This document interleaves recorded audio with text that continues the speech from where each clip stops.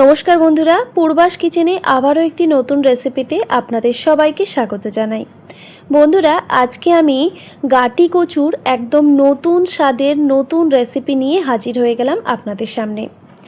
আজকের এই গাটি কচুর রেসিপি কিন্তু আপনাদের প্রত্যেকের খুবই ভালো লাগবে। একদম নতুন ধরনের রেসিপি, আর এই রেসিপিটা বাচ্চা থেকে বড় সবাই কিন্তু চেয়ে চেয়ে খাবে। আর যারা কচু খায় না বা একদমই পছন্দ করে না, তারাও কিন্তু এই রেসিপিটা চেয়ে চেয়ে খাবে, তারা বুঝতেই পারবে না যে কি খাচ্ছে। তো চলুন দেখে নেওয়া যাক আজকের এই রেসিপিটি। প্রথমেই আমি এখানে 500 গ্রাম পরিমাণে গাটি কচু নিয়েছি। আজকে কচু কাটার ঝামেলা ছাড়াই কিন্তু রেসিপিটা বানাচ্ছি, তো প্রথম থেকে শেষ পর্যন্ত দেখতে থাকুন।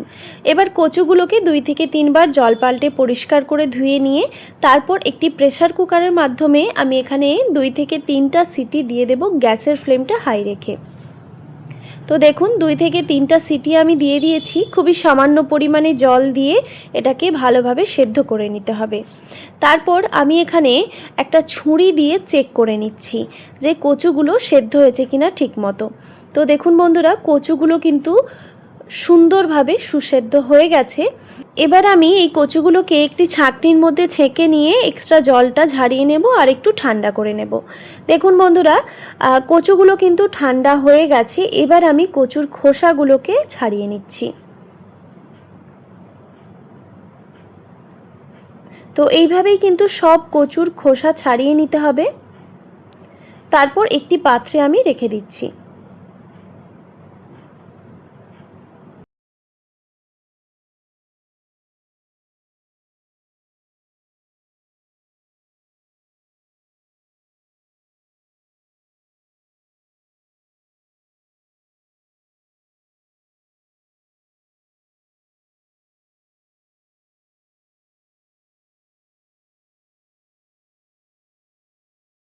সব কচুর খোসাগুলো আমি ছাড়িয়ে নিয়েছি। এবার দেখুন একটা ম্যাশার নিয়েছি। এই ম্যাশারের সাহায্যে কচুগুলোকে খুব ভালোভাবে ম্যাশ করে নিতে হবে। কচু সাধারণত একটু হরহরে টাইপের হয়, সেই জন্য অনেকেই কিন্তু এই সবজিটা একদমই পছন্দ করে না বা খেতেই চায় না। তো আপনারা কিন্তু এইভাবে কচু রান্না করে দেবেন, তারা বুঝতেই পারবে না যে কি খাচ্ছে। তো দেখুন সব কচুগুলো আমি খুব ভালোভাবে ম্যাশ করে নিয়েছি। এবার এখানে একটা মিডিয়াম সাইজের সেদ্ধ আলু নিয়েছি, আলুটাকেও ম্যাশ করে নিচ্ছি।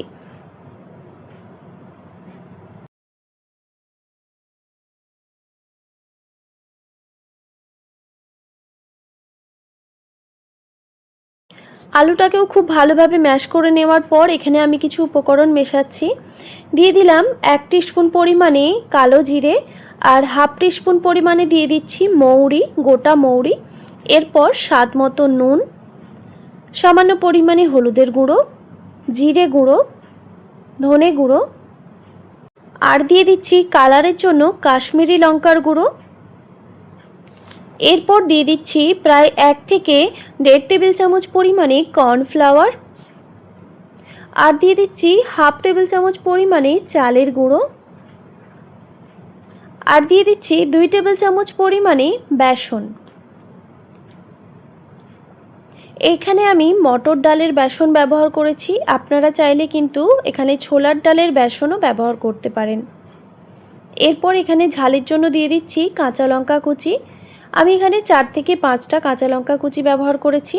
আপনারা চাইলে কিন্তু অবশ্যই ঝালের পরিমাণটা কমিয়ে কিংবা বাড়িয়ে দিতে পারেন। এরপর সামান্য পরিমাণে পেঁয়াজ কুচি আর ধনেপাতা কুচি দিলাম। এরপর দিয়ে দিচ্ছি 1 টিস্পুন পরিমাণে সাদা তিল। এবার এই সব উপকরণগুলোকে খুব ভালোভাবে মেখে নিতে হবে।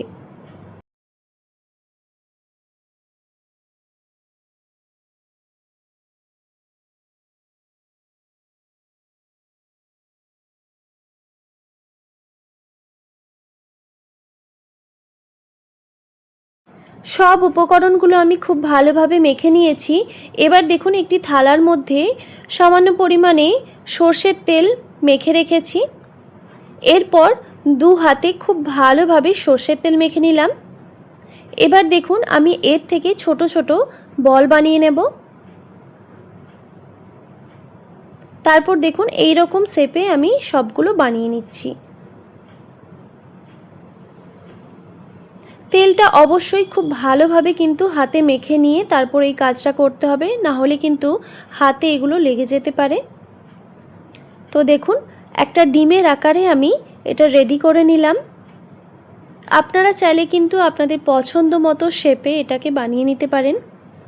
তো এটা যেহেতু একটু হাতে লেগে যাচ্ছে সেই জন্য আমি একটু একটু করে লেচি কেটে নিয়ে একটু একটু করে কেটে নিয়ে তারপর এটাকে রেডি করে নেব, তাহলে হাতে লেগে যাওয়ার সম্ভাবনাটা একটু কম হবে।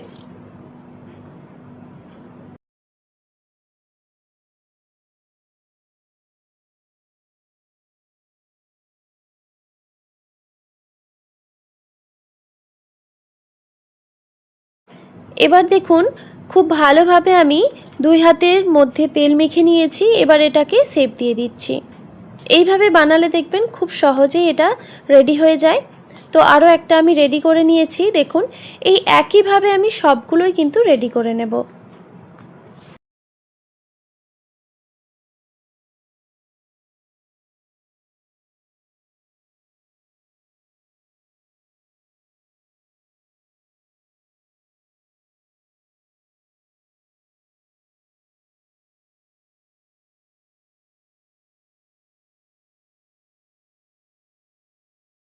দেখুন বন্ধুরা সবগুলো কিন্তু আমি রেডি করে নিয়েছি। এবার এটিকে আমি সাইডে সরিয়ে রাখছি।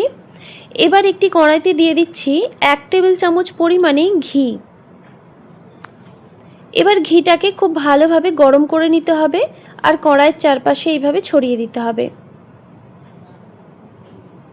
তারপর দেখুন এখানে আমি একটি পাত্রে 3টে মিডিয়াম সাইজের পেঁয়াজ কুচি, একটা মিডিয়াম সাইজের টমেটো কুচি, 4 থেকে 5 কোয়া রসুন আর কয়েকটা আদার টুকরো নিয়েছি।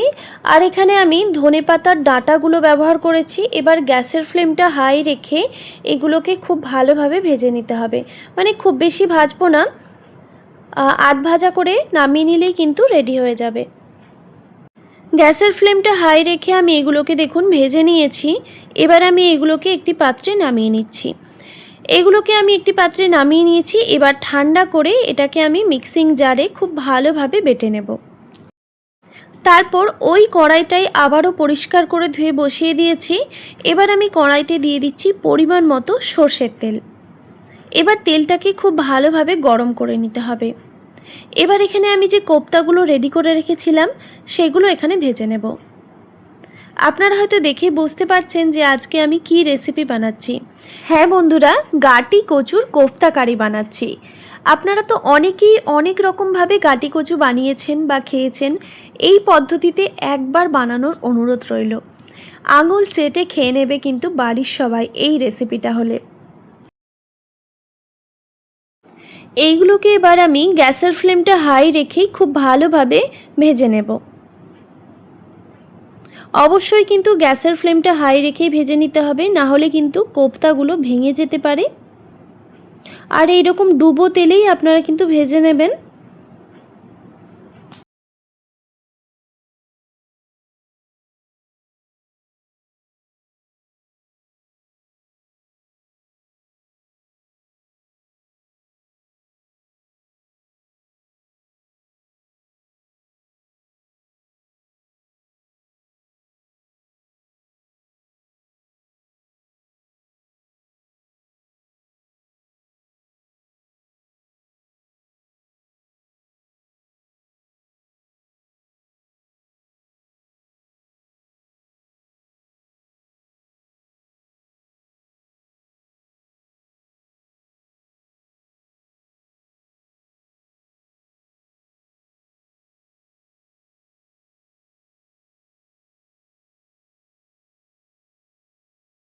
গ্যাসের ফ্লেমটা হাই রেখে বেশ লালচে রং করে আমি ভেজে নিয়েছি।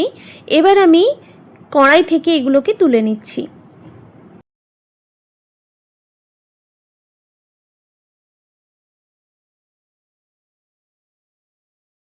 তারপর দেখুন কড়াইতে বেশ অনেকটা পরিমাণেই তেল রয়ে গেছে।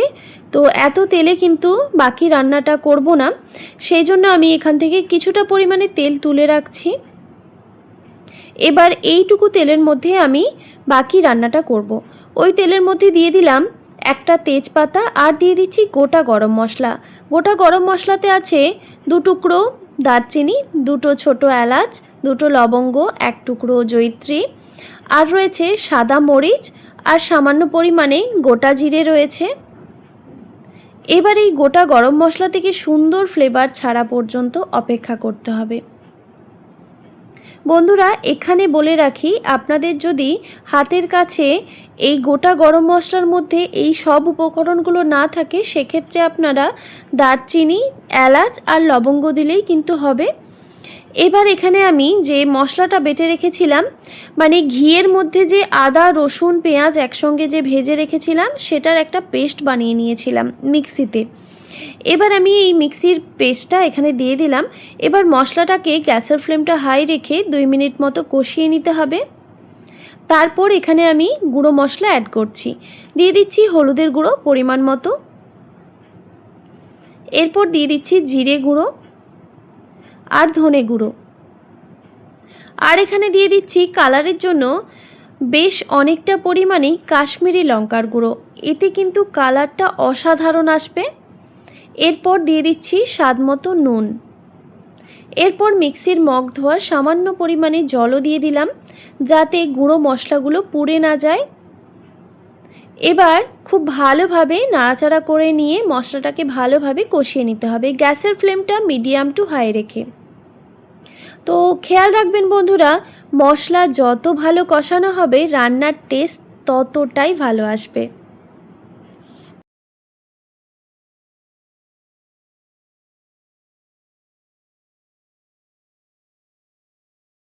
গ্যাসের ফ্লেমটা মিডিয়াম টু হাই রেখে আমি মশলাটাকে ভালোভাবে কষিয়ে নিয়েছি। দেখুন, একটু হাতে সময় নিয়ে মশলাটা কষিয়ে নিতে হবে।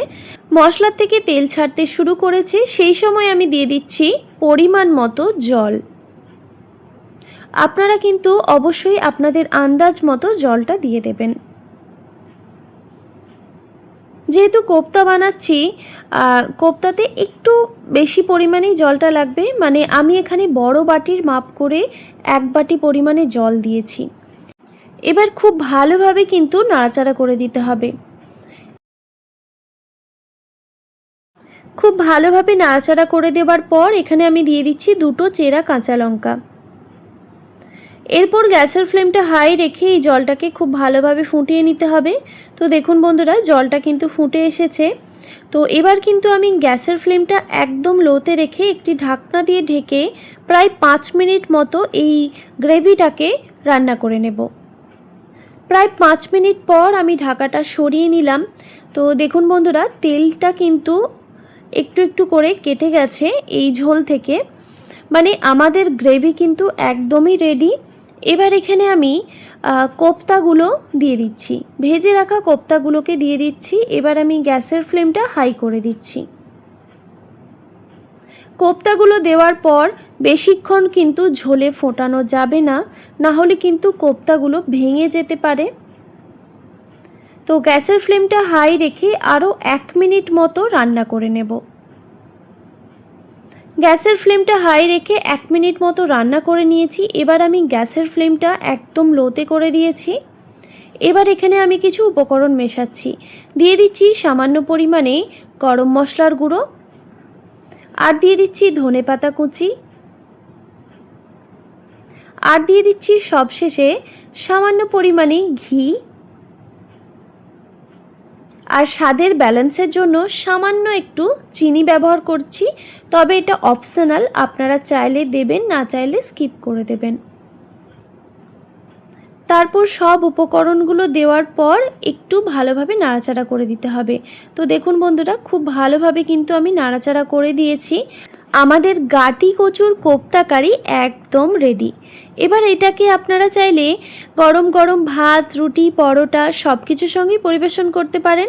আমি আজকে গরম গরম ভাতের সঙ্গে পরিবেশন করছি। আশা করি আজকের এই রেসিপি আপনাদের ভালো লেগেছে। ভালো লেগে থাকলে অবশ্যই একটি like, comment, share and subscribe করে দেবেন, আর পাশে থাকা বেল আইকনটিও প্রেস করে দেবেন। তাহলে নিত্য নতুন রান্নার ভিডিওগুলি আপনাদের কাছে পৌঁছবে। ভালো থাকবেন, সুস্থ থাকবেন। দেখা হচ্ছে নতুন কোনো রেসিপি নিয়ে। ধন্যবাদ।